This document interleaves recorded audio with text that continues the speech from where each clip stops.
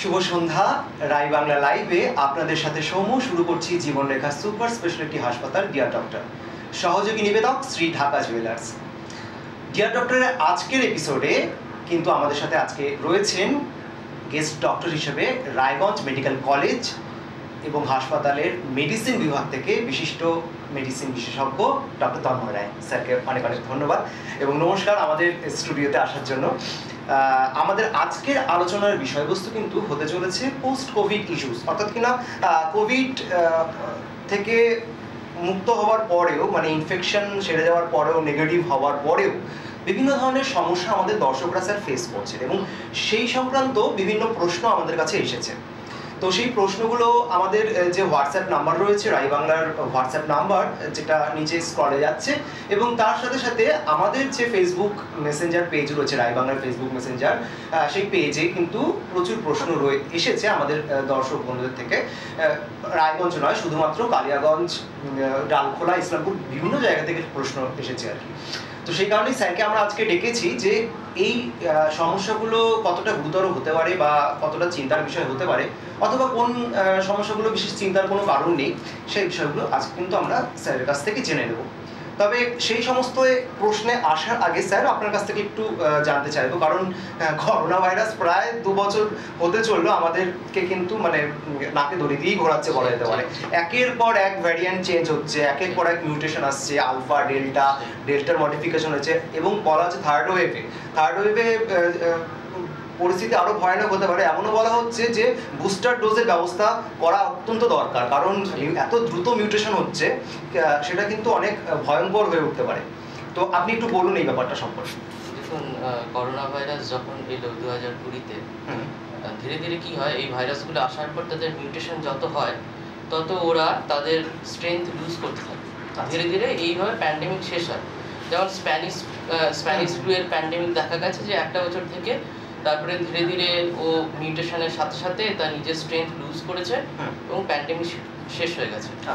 2020টা ওইভাবে কমে গিয়ে এবার 2021-এ যে আসবে সেটা কিন্তু আমরা মানে সাধারণ মানুষ এবং কেউই সেইভাবে প্রিপেয়ার ছিলাম না। তো ওই সমস্যাটা এলো এবং এই থেকেই এবং নেক্সট ভ্যারিয়েন্ট কি আসতে পারে, ডেল্টা প্লাস, এই ভ্যারিয়েন্টগুলো নিয়ে যে চিন্তাভাবনা আসছে, যে আমরা যদি খেয়াল করি 2020-তে মেইনলি বয়স্ক মানুষরা ইনফেক্টেড হয়েছিল। 2021-এ এইবার কিন্তু আমরা দেখবো আমরা একটু ইয়ং জেনারেশনের পেশেন্ট বেশি পেয়েছি, এবং যাদের প্রিভিয়াস কোনো রকম কোমরবিডিটি ছিল না, যারা একদম সম্পূর্ণ সুস্থ ছিলেন, মানে শারীরিক মানসিকভাবে সম্পূর্ণভাবে সুস্থ, তারাও কিন্তু ইনফেক্টেড হয়েছেন। শুধু ইনফেক্টেড নয়, তারা কিন্তু এক্সপায়ার করেছে। হ্যাঁ, তো এই ব্যাপারটা কিন্তু খুব অ্যালার্মিং। এবং থার্ড ওয়েভের কথা এবার যদি দেখা যায় যে প্রথমে বয়োজ্যেষ্ঠরা, তারপরে ইয়ং জেনারেশন, তারপরে এখন যদি থার্ড ওয়েভে হয়তো চিলড্রেনরা ইনফেক্টেড হতে পারে, সেই সম্পর্কিত একটা প্রেডিকশন কিন্তু আসছে। কারণ যেহেতু এখনো আমাদের ছোট বাচ্চাদের ভ্যাকসিনেশনটা সেই রকম ভাবে আমাদের দেশে তো চালু হয়নি। একদম, ভ্যাকসিনেশনের ব্যাপারটা আবার এত শর্ট নোটিশে একটা ভ্যাকসিন বের করা কিন্তু বিশাল বড় একটা ব্যাপার। কোনো ভ্যাকসিনই কিন্তু এর আগে এত 1 বছরের মধ্যে ভ্যাকসিন লঞ্চ হয়ে গেছে, এটা কিন্তু এর আগে কোনোদিনও হয়নি। মানে আনপ্রেসিডেন্টেড একটা ঘটনা, বিজ্ঞানের একটা অনেক বড় জয়। তো এই ক্ষেত্রে কি হয়, বাচ্চাদের ক্ষেত্রেও ক্লিনিক্যাল ট্রায়াল দরকার হয়। যদি তাদের ক্ষেত্রেও দেখা যায় যে ভ্যাকসিন সেফ এবং ইফেক্টিভ, তখন বাচ্চাদের ভ্যাকসিনেশনের কথা ভাবা হয়। সেই ক্লিনিক্যাল ট্রায়ালগুলো কিন্তু চলছে। আচ্ছা, এবার আসা যাক আজকের টপিকে, পোস্ট কোভিড সিমটমগুলো নিয়ে। দেখা গেছে যে আমাদের বলা হচ্ছে 17 ডেজের কোয়ারেন্টাইন পিরিয়ড, তারপরে বলছে অ্যাকিউট সিমটমটা কেটে যায়। তবুও দেখা যাচ্ছে যে কোভিডের সময় যা যা সিমটমগুলো আমাদের ছিল সেইগুলো পারসিস্ট করছে, এবং শুধু তাই নয়, কিছু কিছু নতুন কমপ্লিকেশনসও ডেভেলপ করছে। তো এই ব্যাপারগুলোর মধ্যে কিছু কিছু সিমটম যেমন সত্যি ভয়ঙ্কর হতে পারে, এবং কিছু কিছু কিন্তু সময়ের সাথে সাথে কমে যায়। এবার যেইগুলো মেইনলি, যেহেতু একটা রেসপিরেটরি ট্র্যাক্ট ইনফেকশন, মানে আমাদের শ্বাসনালীর মাধ্যমে ভাইরাসটা আমাদের শরীরে প্রবেশ করে এবং লাংসকে ইনফেক্ট করে। তবে দেখা গেছে যে AC2 রিসেপ্টর, যে রিসেপ্টরের মাধ্যমে এই ভাইরাসটা আমাদের সেলের মধ্যে প্রবেশ করে, সেটা কিন্তু আমাদের দেহের বিভিন্ন অর্গানের সেলসের মধ্যে দেখতে পাওয়া যায়। তো এটা কিন্তু একদিক থেকে একটা সিস্টেমিক ইনফেকশন, মানে শুধু যে আমাদের লাংসকে ইনফেক্ট করছে তা নয়, সেটা কিন্তু বডির যেই অর্গানে যেই সেলে AC2 রিসেপ্টর আছে সেইগুলোকে কিন্তু ইনফেক্টেড করছে। সেক্ষেত্রে গিয়ে দেখা যাচ্ছে আমাদের কিডনি ইনফেক্টেড হচ্ছে, মানে কিডনির সমস্যাগুলো দেখা যাচ্ছে, প্যানক্রিয়াসের সমস্যাগুলো দেখা যাচ্ছে, ব্রেনের কিছু সমস্যা এবং ভেসেলসের কিছু সমস্যা, মানে আমাদের রক্ত বাহিকার কিছু রকম সমস্যা দেখা যাচ্ছে, যেগুলো বিভিন্ন রকম ম্যানিফেস্টেশন, কি মানে চামড়ার ম্যানিফেস্টেশন, কিউটিনাস ম্যানিফেস্টেশন এইগুলো হচ্ছে আর কি।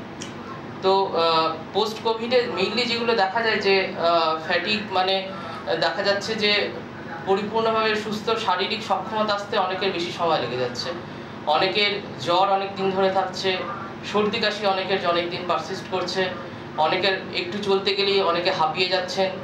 এগুলোতে গেল ফিজিক্যাল সিমটমস, জাস্ট লিমিটেড কিছু ফিজিক্যাল সিমটমসের আমি উল্লেখ করলাম।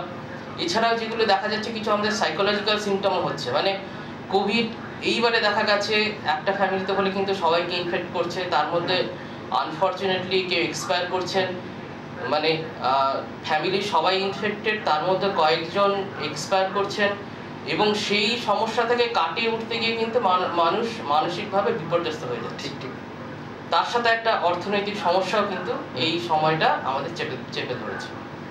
তো মানসিক সমস্যার মধ্যে একটা পোস্ট ট্রমাটিক স্ট্রেস ডিসঅর্ডার, যেটা কিন্তু সিরিয়াস সাইকোলজিক্যাল প্রবলেম, এবং সেক্ষেত্রে আমাদের সাইকোলজিস্টের পরামর্শ মতো চিকিৎসা করা দরকার। এছাড়াও কিছু দেখা যাচ্ছে যে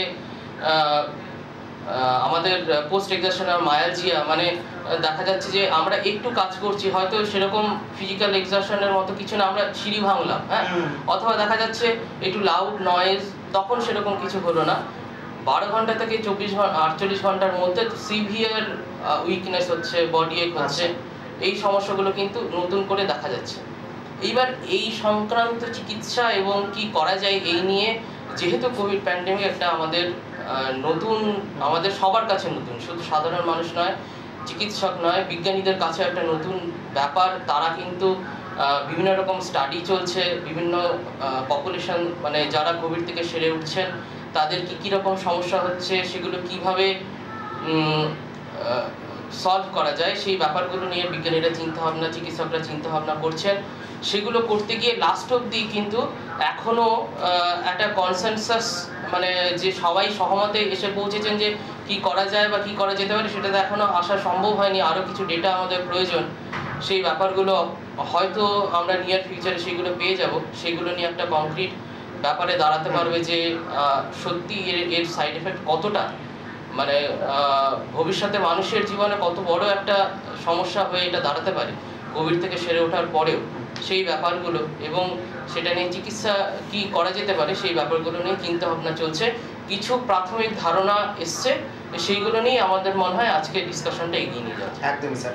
আমাদের ওই বেশ কিছু প্রশ্ন এসেছে, আমাদের প্রিয় দর্শক যারা রয়েছেন তারা আমাদের রাই বাংলার যে ফেসবুক পেজ রয়েছেন এবং রাই বাংলার আমাদের ফেসবুক যে প্রোফাইলটা রয়েছে সেই প্রোফাইলে মেসেঞ্জারে প্রচুর প্রশ্ন পাঠিয়েছিলেন। তার সাথে সাথে আমাদের যে হোয়াটসঅ্যাপ নাম্বার, সেই হোয়াটসঅ্যাপ নাম্বারেও এই সংক্রান্ত বেশ কিছু প্রশ্ন এসেছিল এবং সেই সমস্ত প্রশ্নের আজকে কিন্তু সমাধান স্যার করবেন। তাই ওপারে যারা রয়েছেন, অর্থাৎ কিনা টিভির সামনে যারা বসে আছেন, তারা নিশ্চয়ই আজকে এপিসোডটা দেখছেন, যাদের প্রশ্নগুলো ছিল তারা অবশ্যই সেই প্রশ্নের উত্তর স্যারের কাছ থেকে আজকে পেয়ে যাবেন। স্যার, আমরা তো প্রশ্নে অবশ্যই চলে যাব, তবে তার আগে আমি একটা ব্যাপার একটু জানতে যাচ্ছি, মানে ক্লিনিক্যালি আমরা অনেক কিছু শুনতে পাচ্ছি, সেটা হচ্ছে এটা যদি আপনি একটু সহজভাবে ব্যাখ্যা করে দেন।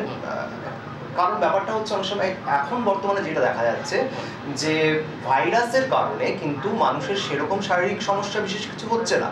ভাইরাস ধীরে ধীরে যখন শরীর থেকে নেগেটিভ হতে শুরু করছে, মানে 5-6 দিন পর থেকে হয়তো একটু সুস্থ অনুভব করছে, এবং সেই সময় যদি মানুষ বাড়ির থেকে বের হচ্ছে বা কোনো কিছু হচ্ছে আর কি, কোনো কারণে সে শারীরিকভাবে দুর্বলতা অনুভব করছে, ডাক্তাররা বলছেন সাইটোকাইন লেভেল বেড়ে যাচ্ছে কোনো কারণে, এবং সেখানে শরীরের রোগ প্রতিরোধ ক্ষমতাই কিন্তু শরীরের শত্রু হয়ে দাঁড়াচ্ছে, এবং সেক্ষেত্রে স্টেরয়েড প্রয়োগ করা হচ্ছে। এই স্টেরয়েড প্রয়োগ করাটা কতটা ঝুঁকিপূর্ণ হতে পারে? অনেকে না জেনেও ওষুধপত্র কিনে খেয়ে নিচ্ছে বাজার থেকে, হয়তো এই ওষুধগুলো প্রেসক্রাইব করা হচ্ছে, তার দরকার কি দরকার না সেটা সে জানে না, কিন্তু এরকম না জেনে স্টেরয়েড নেওয়াটা সেটা তার ভবিষ্যতে কি সমস্যা হতে পারে? দেখুন, স্টেরয়েড একটা অনেক বড় বিজ্ঞানের দান, মানে স্টেরয়েড যেমন প্রচুর প্রাণ বাঁচিয়েছে, তো মানে ডবল এজেড সোর্ড টাইপের আর কি, মানে এর এমন কিছু সাইড এফেক্ট আছে, হ্যাঁ, মানে সেটা কিন্তু সারা জীবন মানুষকে যদি অনেকদিন ধরে স্টেরয়েড নেন, হাই ডোজে যদি স্টেরয়েড নেন, তাহলে কিন্তু তার পার্মানেন্ট শারীরিক সমস্যা দেখা দিতে পারে। তো এক্ষেত্রে দেখুন, দেখা গেছে যে পোস্ট কোভিড সিমটম যেগুলো হয় আর কি, মানে লং কোভিড অনেকে এই ব্যাপারটাকে বলছেন, সেটা কিন্তু যারা মাইল্ড সিমটম থাকছে, যে যাদের দেখা গেল হসপিটালে ভর্তি হতে হয়নি, বাড়িতেই চিকিৎসায় সুস্থ হয়ে গেছেন, তাদেরও কিন্তু লং কোভিড সিমটমসগুলো দেখা যাচ্ছে। তো এই ক্ষেত্রে যদি যেটা দরকার, আমাদের রিহ্যাব দরকার, প্রপার রিহ্যাব দরকার। হ্যাঁ, প্রপার রিহ্যাব বলতে আমাদের প্রথমেই যে আমি আগের মতো সুস্থতায় 17 দিন পরেই ফিরে যাব তা কিন্তু নয়। স্টাডিতে দেখা গেছে যে 10 থেকে 35% মানুষের ক্ষেত্রে এই সমস্যাগুলো থেকে যায়, ইভেন ইন মাইল্ড সিমটমস। তাহলে হচ্ছে কি আমাদের কি করতে হবে, ধীরে ধীরে আমি যতটুকুনি পারবো ততটুকুনি কাজ করব, যতটুকুনি স্ট্রেস নিতে পারবো ওইটুকুনি নেব, তার বেশি নয়। শরীর আমাকে যেমন ধীরে ধীরে পারমিট করবে সেই রকমভাবে আমি কিন্তু নিজেকে আমার কাজের জায়গায়, নিজেকে সুস্থতার জায়গায় নিয়ে যাব, তাড়াহুড়োর কিন্তু কোনো জায়গা নেই। আচ্ছা, আরেকটা কথা যে স্টেরয়েডের ব্যাপারটা, স্টেরয়েডের খুব স্পেসিফিক এবং লিমিটেড রোল আছে এই কোভিডের ক্ষেত্রে, এবং সেটা ওই অ্যাকিউট কোভিডে, মানে যেই সময় ওই 17 দিনের মধ্যের যে ক্রিটিক্যাল পিরিয়ডটা, সেই সময় স্টেরয়েডের রোল আছে। তারপরে ডেফিনেটলি স্টেরয়েড কিন্তু খুব কসাসলি নিতে হবে। ডেফিনিট কিছু কিছু ইন্ডিকেশন যেমন দেখা যাচ্ছে, তো সেক্ষেত্রে কিন্তু ডাক্তারবাবুর পরামর্শ ছাড়া দয়া করে আপনারা কোভিড স্টেরয়েড কিন্তু নিজে থেকে নেবেন না, অন্য কারো পরামর্শ নেবেন না। আপনি ডাক্তারবাবুকে দেখান, দেখিয়ে উনি যদি মনে করেন তাহলে শুধু সেইটুকুনি সময়ের জন্যই নিন, তার বেশি কিন্তু নেবেন না। তাহলে কিন্তু স্টেরয়েডের অনেক রকম সাইড এফেক্ট, যেমন যেটা কোভিডের পোস্ট কোভিডের সাথে মিলে যায়, সেটা হচ্ছে কি পোস্ট কোভিডে পেশেন্ট ডায়াবেটিস ডেভেলপ করতে পারে। আচ্ছা, প্যানক্রিয়াসের সমস্যা থেকে, যে বললাম যেমন প্যানক্রিয়াস ইনফেক্টেড, প্যানক্রিয়াসের সমস্যা হয় আর কি, তো সেখান থেকে প্যানক্রিয়াসের সমস্যা হয়, পেশেন্ট ডায়াবেটিস ডেভেলপ করতে পারে। ডায়াবেটিস কিন্তু স্টেরয়েড নিলে সুগার লেভেল কিন্তু অনেক বেড়ে যাবে। বা যারা আগে থেকে ডায়াবেটিক আছেন তাদের খুব কসাস হতে হবে স্টেরয়েডের ক্ষেত্রে, খুব মানে দারুণ একটা ওষুধ, যেটা কিন্তু আমাদের খুব সাবধানে ব্যবহার করতে হবে। তাহলে আশা করি আপনারা কিন্তু স্যারের এই গুরুত্বপূর্ণ পরামর্শটা অবশ্যই মাথায় রাখবেন। আপনাদের যদি কোনো রকম প্রবলেম অ্যারাইজ করে, আপনারা কিন্তু অবশ্যই কোনো না কোনো ফিজিশিয়ান বা মেডিসিন ডক্টরের সাথে কিন্তু কনসাল্ট করেই তারপরে সমস্ত ওষুধপত্র দেবেন। স্যার, এবার আমরা চলে আসি প্রশ্নে। রায়গঞ্জ থেকে শুভজিৎ সরকার প্রশ্ন রেখেছিলেন, ডাক্তারবাবু আমার কোভিড হয়েছিল, প্রায় মাস 2 হয়ে গেল। প্রথম দিকে বিশেষ সমস্যা না থাকলেও মাসখানেক হলো মাসেল পেইন হচ্ছে এবং এটা রাতের দিকে বাড়ছে। আমার আগে এরকম সমস্যা ছিল না, এটা কি কোভিডের কারণে হয়েছে? আমার এখন কি করা উচিত? মাসেল পেইন যদি হচ্ছে শুধু, এটা কিন্তু ওই লং কোভিড সিমটম, মানে আমাদের দেখতে হবে যে ওনার আফটার 1 মান্থ যদি এই সিমটমগুলো ডেভেলপ করে, তাহলে ওই একই কথা, যদি ওনার সমস্যা খুব বেশি হয় তাহলে হচ্ছে গিয়ে প্লেন আমরা ক্যালপল 650 নিতে পারি ওনার বডি ওয়েট অনুযায়ী, অথবা হচ্ছে কি আমাকে দেখতে হবে যে ওনার আগের কোনো এক্সারশন বেশি হয়ে যাচ্ছে কিনা, তার জন্য সমস্যাগুলো হচ্ছে কিনা। তাহলে ওনার যেই দিনের বেলার যে অ্যাক্টিভিটিগুলো, সেইগুলোকে কিন্তু একটু লিমিটেড করতে হবে। উনি একটু লিমিটেড রেখে দেখতে পারেন যে ওনার এই রাতের সমস্যাগুলো মিটছে কিনা। কারণ যেটা বললাম, পোস্ট এক্সারশনাল মায়ালজিয়া বলে এক ধরনের রোগ হয় আর কি, যেটা কোভিড পরবর্তী এই লং কোভিডে দেখা যাচ্ছে যে খুব ট্রিভিয়াল ওয়ার্ক, কিছুই করছেন না, হয়তো জাস্ট একটা ফ্লোর উনি সিঁড়ি হেঁটে উঠলেন, অথবা অনেকের ক্ষেত্রে দেখা গেছে যে একটু মিউজিক, লাউড মিউজিক, এসব ক্ষেত্রে তখন কিছু হলো না, আফটার 12 আওয়ার্স পেশেন্ট কিন্তু এই সিমটমগুলো ডেভেলপ করবে। তো ওনার দেখতে হবে যে ওনার দিনের বেলার অ্যাক্টিভিটিগুলো কেমন থাকছে, সেরকম হলে ওনার দিনের বেলার অ্যাক্টিভিটিগুলো একটু লিমিটেড করে উনি দেখতে পারেন। তবুও যদি মনে হয় যে ওনার সমস্যার সমাধান হচ্ছে না, তাহলে একটু ডাক্তারবাবুর পরামর্শ। একদমই। শুভজিৎ, আপনি নিশ্চয়ই আপনার প্রশ্নের উত্তর পেয়েছেন স্যারের কাছ থেকে, এর জন্য অনেক অনেক ধন্যবাদ। আপনি আপনার প্রশ্ন রেখেছিলেন আমাদের কাছে, আমরা চেষ্টা করেছি আপনার প্রশ্ন উত্তর দেওয়ার। তার সাথে সাথে স্যার আমরা দ্বিতীয় প্রশ্নে চলে যাচ্ছি, এটা একটু অন্যরকম। পার্থপ্রতিম ব্যানার্জি গঙ্গারামপুর থেকে তিনি প্রশ্ন রেখেছিলেন, স্যার আমি কোভিড-19 আক্রান্ত হয়েছিলাম, কোভিড-19 আক্রান্ত হয়েছিলাম, জ্বর, কাশি, মাথা ব্যথা ছিল, কিন্তু সেরে ওঠার পর মাঝে মাঝেই দেখছি হঠাৎ আমার হার্টবিটটা বেড়ে যাচ্ছে, কিছুক্ষণ পরে নর্মাল হয়ে গেলেও মাঝে মধ্যেই এরকমটা হচ্ছে, প্রসঙ্গত আমার বয়স 32, আপনার পরামর্শ চাই। একদম, এই ক্ষেত্রে ডাক্তার দেখাতে হয়। হ্যাঁ, এই ক্ষেত্রে ডাক্তার দেখিয়ে দেখুন দেখা যাচ্ছে হচ্ছে গিয়ে কোভিডে শুধু যে লাং ইনফেক্টেড হচ্ছে তা নয়, মায়োকার্ডাইটিস বলে আমাদের হার্টের যে বিভিন্ন হার্ট এক ধরনের মাসেল দিয়ে তৈরি, সেই মাসেলেরও ইনফ্লামেশন হয় আর কি সেই সময়। তো সেইটাও যখন ইনফ্লামেশন হয়, ওটা যখন সেরে যায়, সেরে গিয়ে হয়তো কিছু রেসিডুয়াল কিছু ক্ষত থেকে যেতে পারে। সেইখান থেকে হয়তো আমাদের যে নার্ভের মানে হার্টের কন্ডাকশন সিস্টেম আছে, হার্টের একটা ইলেকট্রিক্যাল সিস্টেম আছে, তাতে গোলমাল হতে পারে। এবং যেমন বললাম হার্টের মাসেলে তার কিন্তু কিছু ইন্ট্রিনসিক প্রবলেম হতে পারে। তো এক্ষেত্রে অবশ্যই আপনি কিন্তু দেরি না করে ডাক্তারবাবু দেখান। সেরকম হলে ওনার যদি সেরকম বলেন, ওনার একটা ইসিজি, ইকোকার্ডিওগ্রাফি, হল্টার মনিটরিং, যে এটা কী ধরনের ওনার হার্টবিটের সমস্যা কতটা থাকছে, সেটা কতটা সিরিয়াস, এবং তার জন্য কি চিকিৎসা লাগবে সেটা কিন্তু দেখতে হবে। তো এই সমস্যাটা কিন্তু ফেলে রাখবেন না, ডাক্তারবাবু দেখান, কারণ চিকিৎসা করালে কিন্তু ঠিক হয়ে যাবে। যদি চিকিৎসা না করান তাহলে এই সমস্যা কিন্তু কি ধরনের ভেতরে আন্ডারলাইন কন্ডিশন আছে সেটা রিকভার করাটা ঠিক হবে। ঠিক, একদমই তাই। মানে বয়স যাই হোক না কেন, মানে আমার 30 হোক বা 50 হোক, কারণ আমি একটা এমন ভাইরাস দ্বারা আক্রান্ত হয়েছি, সেই ভাইরাসটার চরিত্রগত গঠন আমরা কিন্তু এখনো পর্যন্ত করে উঠতে পারিনি, যে সে কি প্রভাব ফেলছে আমাদের পরবর্তী ক্ষেত্রে আর কি। স্যার, আমরা তো আরো প্রশ্ন আমরা নেব, তবে তার আগে আমাদের প্রিয় দর্শকদের আমরা বলে রাখি, আমাদের এই যে রায়বাংলার ডিয়ার ডক্টর প্রোগ্রামটা কিন্তু শুধুমাত্র আপনাদের জন্যই। আপনারা বিভিন্ন রকমের প্রশ্ন আমাদেরকে করবেন, তার জন্য কিন্তু স্যাররা থাকবেন আমাদের স্টুডিও, এবং যে সংক্রান্ত প্রশ্ন আপনি রাখবেন সেগুলো আমরা একসাথে করে এবং সেই দিন সেই বিশেষজ্ঞ ডক্টরকে আমরা নিয়ে আসবো এবং সেগুলো আলোচনা হবে। তাই আপনারা তো রেগুলার ভিউ করেনই আমাদের প্রোগ্রাম, কিন্তু যদি কোনো কারণে আপনারা মিস করে গিয়ে থাকেন, তাহলে কিন্তু আমাদের এই এপিসোডটা আবারও দেখতে পাবেন আমাদের ইউটিউব চ্যানেলে। সেই কারণে আপনারা কিন্তু আমাদের ইউটিউব চ্যানেলটা সাবস্ক্রাইব করবেন অবশ্যই, এই আশা রাখছি। আর তার সাথে সাথে নোটিফিকেশন বেল আইকনটা ক্লিক করবেন, তাহলে সবার প্রথমে আপনার কাছে নোটিফিকেশনটা যাবে, এবং আমাদের ডিয়ার ডক্টর প্রোগ্রাম এবং আদার্স অন্যান্য প্রোগ্রামগুলো কিন্তু আপনারা সবার প্রথমে দেখতে পাবেন।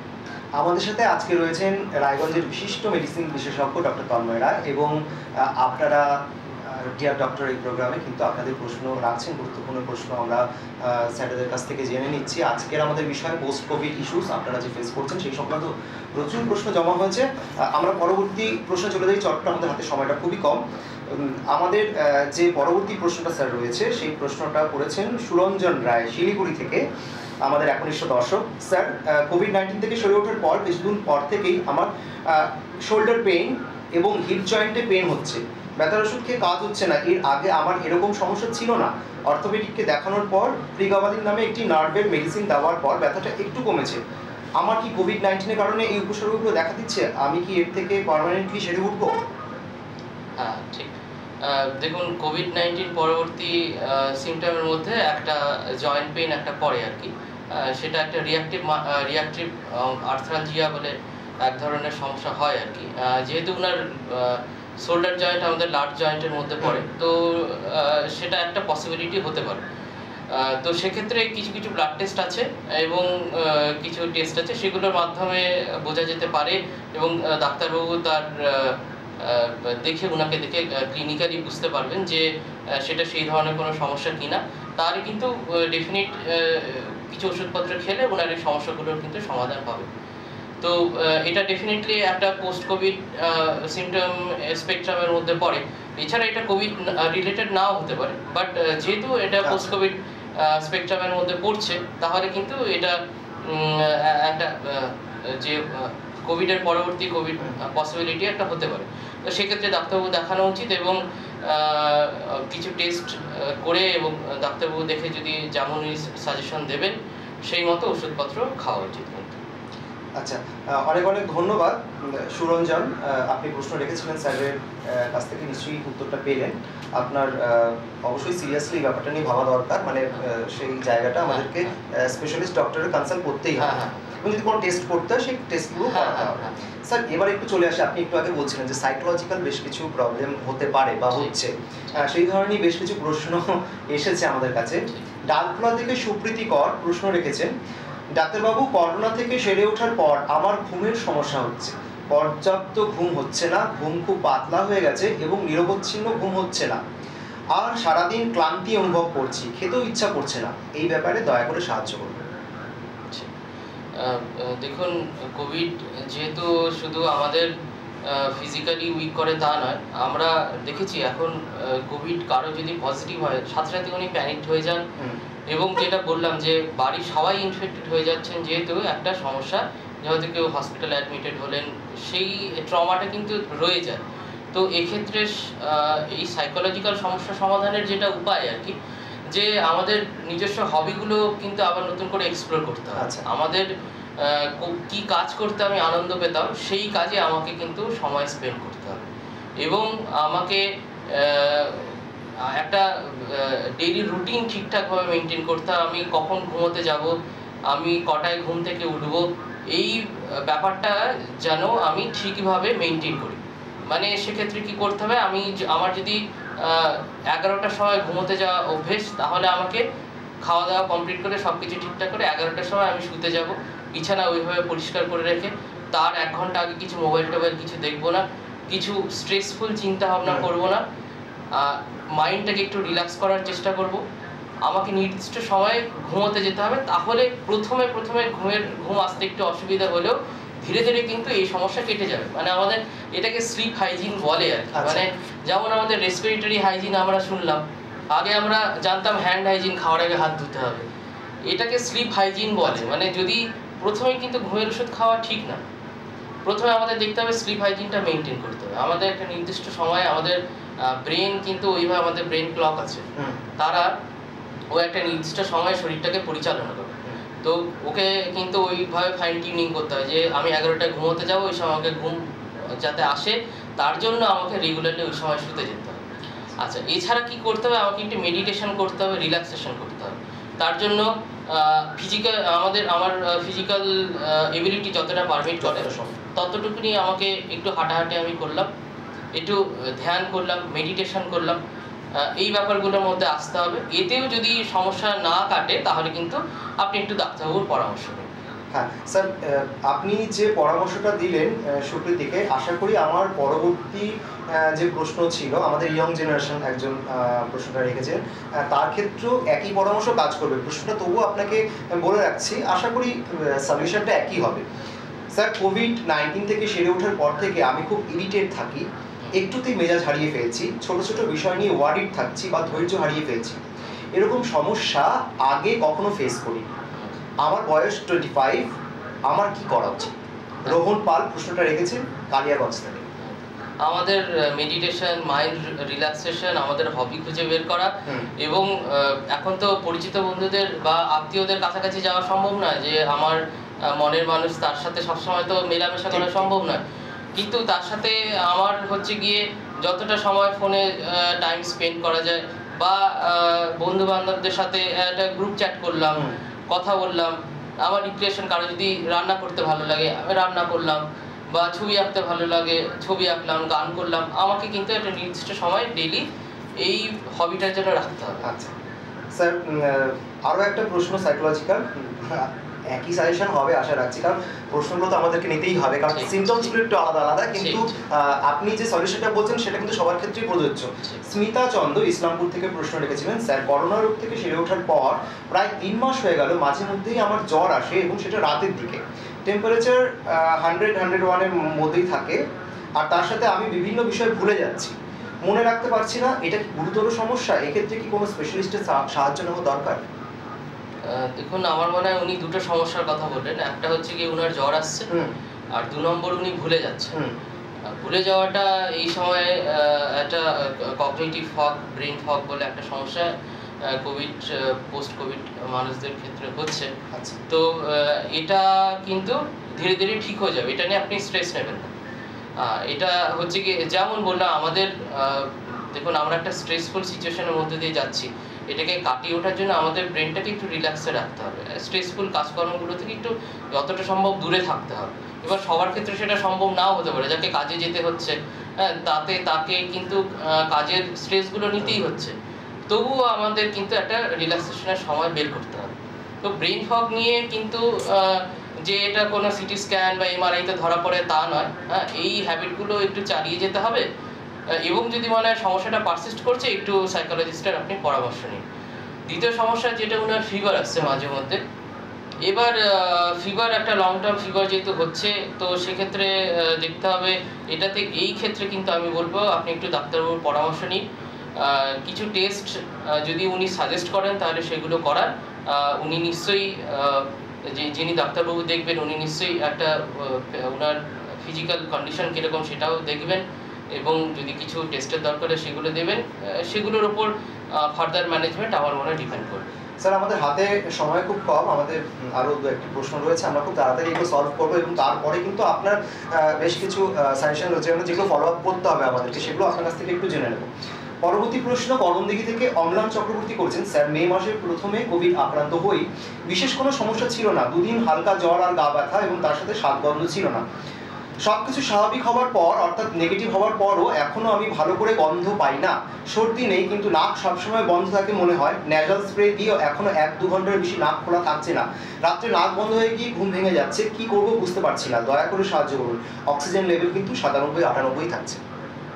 উনি খুব ভালো একটা হ্যাবিট তৈরি করেছেন অক্সিজেন স্যাচুরেশন দেখার, হ্যাঁ এটা আমাদের পোস্ট কোভিড সিমটম যাদের থাকছে তাদের এই হ্যাবিটটা খুব ভালো। এছাড়া উনি যেটা বললেন যে উনি নাজাল স্প্রে ব্যবহার করছেন, এবার উনি কি ধরনের নাজাল স্প্রে ব্যবহার করছেন সেটার উপরে আমি বলবো সেটা আদৌ ইউজ করা, লং টার্ম ইউজ করা কতটা ঠিক বা নয়। কিছু জাইলোমেটাজোলিন, অক্সিমেটাজোলিন এই ধরনের আলফা ব্লকার কম্বিনেশন কিছু পাওয়া যায়, সেই ক্ষেত্রে কি হয় লং টার্ম ইউজে কিন্তু আমাদের নাকের সমস্যা হতে পারে, নাকের ভেতরে যে মিউকাস যে থাকে আর কি, তো সেটার কিছু সমস্যা হতে পারে। তাহলে আমাদের দেখতে হবে যে আমরা কিন্তু লং টার্ম রেগুলারলি নাজাল স্প্রে বা নাজাল ড্রপ ইউজ করব না। আচ্ছা আমরা তাহলে কি করতে পারি, আমরা হচ্ছে গিয়ে ওই ভেপার নিতে পারি, ভেপার ইনহেল করতে পারি, আমরা ওই ডেইলি 3 থেকে 4 বার কি বলে স্প্রে নাজাল ভেপারটা নিতে পারি, এক্ষেত্রে আমার মনে হয় কিছু সমস্যার সমাধান হবে। বাট স্পেশালি জাইলোমেটাজোলিন বা অক্সিমেটাজোলিন স্প্রে রেগুলারলি ইউজ করা থেকে আমাদের কিন্তু একটু কনসাস থাকতে হবে, আর এই সমস্যা ওনার ধীরে ধীরে কেটে যাবে আমার মনে হয়। তো একটু উনি যদি ভেপারটা নেন, টেনশনও হচ্ছে না, হয়তো রাতে ঘুম ভেঙে যাচ্ছে বলছেন, হ্যাঁ সেটাও হতে পারে, নাক বন্ধ থাকছে, যাই হোক স্যার আমাদের হাতে আর সময় একদমই বিশেষ নেই, লাস্ট কোয়েশ্চেন আমরা আজকে নিয়ে নিচ্ছি।